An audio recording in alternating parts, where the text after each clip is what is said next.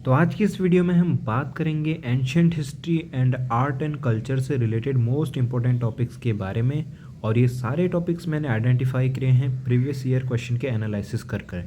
तो यहाँ पर मैं आपको बताऊंगा कि यूपीएससी के प्रीलिम्स में कौन कौन से ऐसे टॉपिक्स हैं एंशियंट हिस्ट्री और आर्ट एंड कल्चर में जिनसे मोस्टली हमेशा सवाल पूछे जाते हैं, और इनसे आपका प्रिपरेशन में बहुत हेल्प हो सकती है अगर आप इन टॉपिक्स को ध्यान में रखकर इन पर खास ध्यान देकर इनको अच्छे से प्रिपेयर करेंगे। तो यहाँ पे जो हमारा पहला टॉपिक है वो इंडस वैली सिविलाइजेशन है। इसको आपको अच्छे से करना है। इसमें पूरा इसका सोसाइटी कैसा था, कौन सा साइट पे क्या मिला है क्या नहीं मिला है, वो सारी चीज़ें आपको यहाँ पे आइडेंटिफाई करना पड़ेगा। वैदिक एज, अर्ली वैदिक एज एंड लेटर वैदिक एज, सारा आपको पूरा डिटेल लिखना पड़ेगा। सोसाइटी कैसी थी, हर चीज़ के बारे में यहाँ पे आपको आना चाहिए। बुद्धिज़्म एंड जैनिज़्म एक बहुत इंपॉर्टेंट टॉपिक है। बुद्धिज़्म से रिलेटेड एवरीथिंग, बुद्धिज़्म की बुक्स, बुद्धिज़्म का पूरे प्रिंसिपल, बुद्धिज़्म के बारे में और जैनिज़्म के बारे में बहुत बार क्वेश्चन आते हैं। बुद्धिज़्म जैनिज़्म की बुक्स को खासकर पूछा जाता है। और जो हमारे पास केव्स हैं, केव्स जैसे अजंता हो गया, एलोरा हो गया, ये बहुत सारे केव्स हैं। इन केव्स के बारे में आपको इन्फॉर्मेशन स्पेसिफिकली ध्यान रखनी है कि ये कब बनाए थे, किसने बनाए थे, इन केव्स में क्या खास है, वहाँ पर क्या स्पेशल है, ये सारी चीज़ें।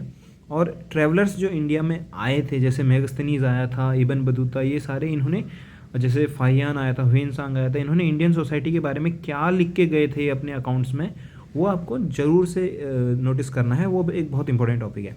क्लासिकल डांसेस के बारे में आपको प्रॉपर पता होना चाहिए कि कौन सा स्टेट में कौन सा क्लासिकल डांस है और किस क्लासिकल डांस के फीचर्स क्या हैं। अब उसके बाद हम और आगे बढ़ते हैं। तो जो पेंटिंग्स हैं हमारे केव्स एंड टेम्पल्स में, उनके बारे में आपको इन्फॉर्मेशन पता होनी चाहिए कि उस पेंटिंग का क्या स्पेशलिटी है, वो पेंटिंग में क्या खास बात है, उसका फीचर्स क्या है, उसके कैरेक्टरिस्टिक्स क्या हैं, टेम्पल्स में हो चाहे केव्स में हो। स्कल्पचर जो हमारे हैं एंशियंट, जितनी भी हमारे बुक्स हैं एंशियंट की, जितनी किताबें हैं एंशियंट के, जितने हमको वो मिले हैं स्कल्पचर्स, उनके बारे में आपको प्रॉपर डिटेलिंग से पढ़ना है।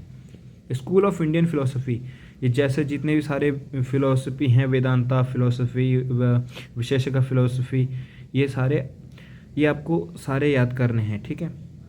इनकी फीचर्स क्या हैं, वो क्या चीज़ में बिलीव करते हैं, क्या चीज़ में नहीं बिलीव करते हैं। उपनिषद के बारे में, उपनिषद के बारे में क्या खास ध्यान रखने के, इसमें जो इंपॉर्टेंट कोड्स हैं, जैसे सत्यमेव जयते किस में, किस वाले उपनिषद से मिला है, गायत्री मंत्र किस वाले वेद से मिला है, ये आपको बहुत ध्यान रखना है, ठीक है।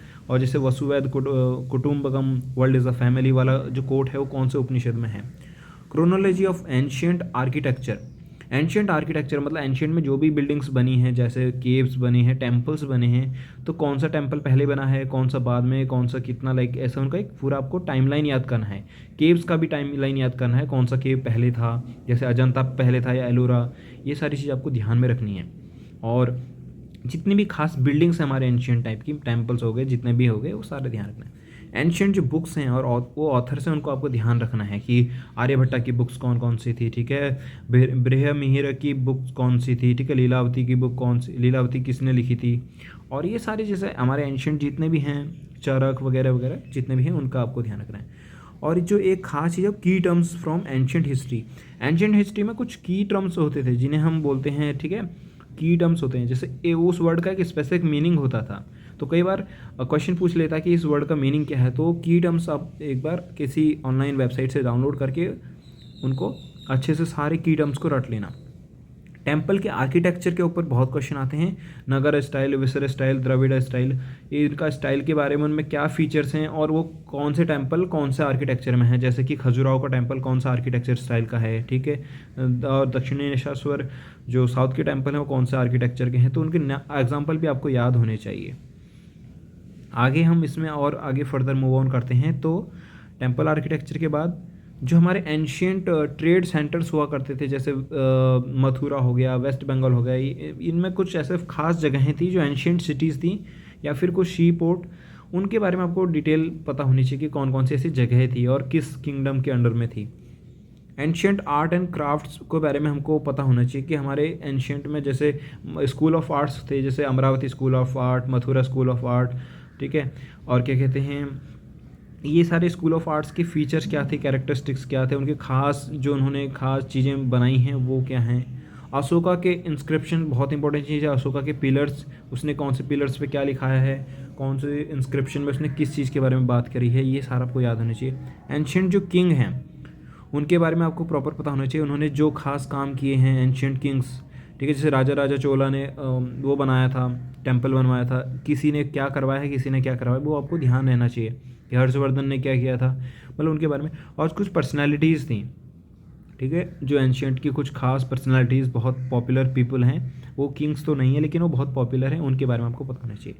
और जितनी भी डायनेस्टी हैं और जितने भी इवेंट्स हुए हैं हमारे हिस्ट्री में, मतलब एंशियंट, अगर हम एंशियंट की बात करें तो उनका आपको क्रोनोलॉजी पता होना चाहिए, ठीक है। क्रोनोलॉजी की कौन सा डायनेस्टी पहले था, कौन सा डायनेस्टी में मतलब ये किंग के बाद ये इसका बेटा, ये इसका बेटा, ये आपको याद रहना चाहिए क्रोनोलॉजी, क्योंकि कई बार ये भी पूछा गया है, ठीक है। अब कुछ डायनेस्टी मैं आपको बताऊंगा जो जिन पर आपको स्पेसिफिकली ध्यान रखना है। तो मौर्यन डायनेस्टी पे आपको बहुत खास ध्यान रखना, और गुप्ता डायनेस्टी, इन पर मतलब आपको स्पेसिफिकली हर चीज़ इनके बारे में पढ़नी है कि इनके किंग्स कौन कौन से थे, कैसे ये एम्पायर बना और क्या इनकी खासियत थी, ठीक है। Ancient important places, ancient time के जितने भी इंपॉर्टेंट प्लेसेस हैं उनके बारे में आपको याद होना चाहिए, उनके बारे में आपको पता होना चाहिए, वो बहुत इंपॉर्टेंट, बहुत बार क्वेश्चन पूछे गए हैं। कोई प्लेस का नाम बोल के फिर उस प्लेस के बारे में, उस प्लेस का क्या रिलेवेंस है, क्या इंपॉर्टेंस है, वो चीज़ पूछा जाता है, वो भी एंशियंट टाइम का। साइंटिफिक डेवलपमेंट जो हुए थे एंशियंट इंडिया में, ठीक है, जैसे कि हमारा सर्जरी के फादर हो गए सुश्रुत, और हमारे मेडिसिन्स के हो गए चरक, आर्यभट्ट ने क्या किया था, ठीक है। ये सारे जितने भी मतलब साइंटिफिक डेवलपमेंट हुए उनके बारे में आपको पता होना चाहिए।